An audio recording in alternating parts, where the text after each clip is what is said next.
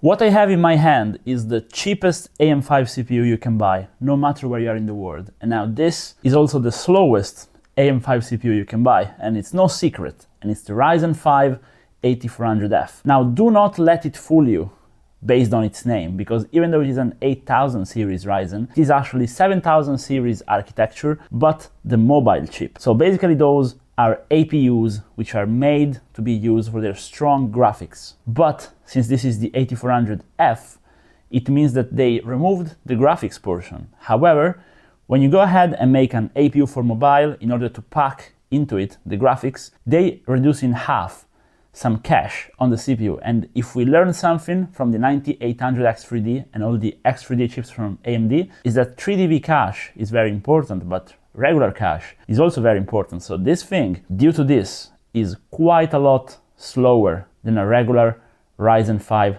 7500F. And now, if you are especially interested in the comparison between this and a 7500F, Brian from Tech City made a very good video about it, and I recommend you go check it out. I actually disagree with his conclusion, because I think this right now is a very good buy, but the reason is pretty simple, and that is pricing, because this thing can now be bought for around 90 bucks, which is also what he said at the time of his review. But the problem is I cannot find anywhere a Ryzen 5 7500F for that cheap. I'm from Italy, but the things are the same in the whole of Europe pretty much, and the cheapest I can find a Ryzen 5 4 on the brand new market is around 160 bucks.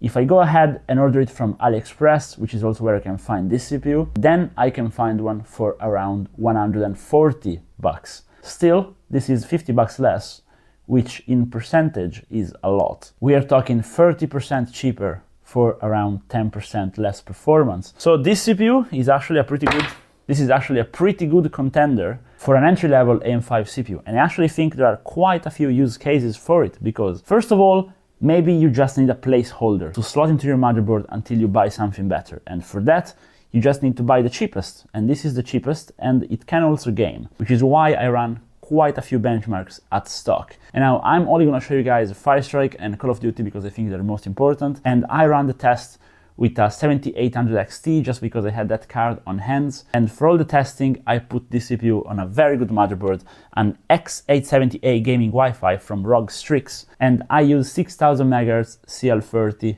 RAM. I put this on a very good motherboard because of some later testing we're gonna talk about later on. Overclocking on this thing can be quite interesting, but it can be especially interesting if you're ready to do this, which I don't think many of you are gonna be, because it's probably not worth it. But if you're ready to delete your CPU, those things can get around 20 degrees in terms of reduction of temperature via a simple delete, because they are not soldered. They have thermal paste inside. And you can see it because they also lack the capacitors on the side of the chip. And basically, they are amazing delete chips. So as you can see, in Warzone, this is not the best performer. I was doing around 150 FPS, and we are heavily CPU bottlenecked. You can also see that in Firestrike, even though this CPU, due to the lower cache, is actually a better performer in synthetics compared to actual in-game. We also see that from CPU-Z, because the CPU-Z score is very good, but this is actually not that good in actual gaming. This is still on par with the performance of an overclocked i7-8700K, which was the flagship CPU around 6 or 7 years ago. Maybe it doesn't say much to some of you, but for me it says a lot, because at the time it was the flagship and we can now buy that for 90 bucks, which is interesting. And it's still faster in game than any third gen Ryzen. Even of a Ryzen 7 1300X, this one is a lot faster. So it is not a trash CPU, because modern CPUs are all very fast. And that's the point I want to make in this video, which is you can game with this CPU easily, and you can use this for a lot of stuff. So if you're tight on budget, this is not a bad CPU, it's not a bad buy. What this is a terrible performer, a CPU running very slow, and the naming scheme is very misleading, because you think it's gonna run faster than 7th gen, but it's actually slower. So those are the things I don't like. But objectively, if you buy this for 80 or 90 bucks, and you put this on a very cheap motherboard, this is gonna serve you well. But what's interesting is if you put this on a good motherboard, you can overclock this thing by quite a lot, I found. The bigger gains are after deleting. If you don't delete, you're gonna need a good cooler. But another good thing is this thing draws even less than Ryzen 5 7500F. it draws around 10 watts less, which you're probably thinking it's not very much, but we are talking about CPUs that draw 50 watts max. So to go from 50 to 40, it's a pretty big temperature reduction. So this can be run even in the tightest and smallest of ITX systems, which is another plus. Even though for an ITX system, if I didn't want to run a GPU, I would probably get the bigger brother, the 8700G, and I actually made a 3D printed video on that quite a while ago. But I see this CPU paired especially with a cheap B650. I wouldn't get an A620 because you cannot undervolt it with PBO. And I think if you go ahead and undervolt this one, I will have a video out next Monday. So if you're seeing this in the future, it's on my channel on how to undervolt and get more performance.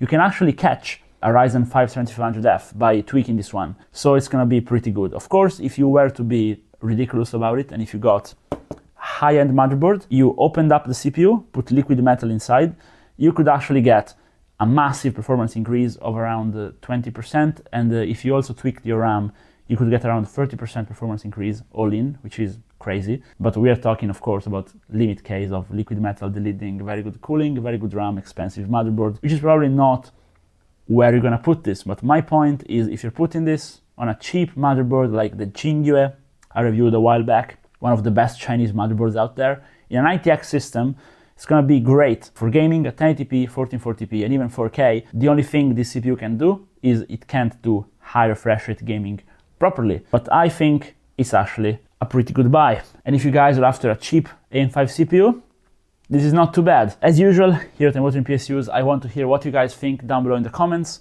So you guys let me know if you had one, if you know some other limitations, which maybe I haven't experienced. Let me know down below so other people can take a look. If you watched the video this far, I hope it was interesting, and I hope to see you guys again on my channel.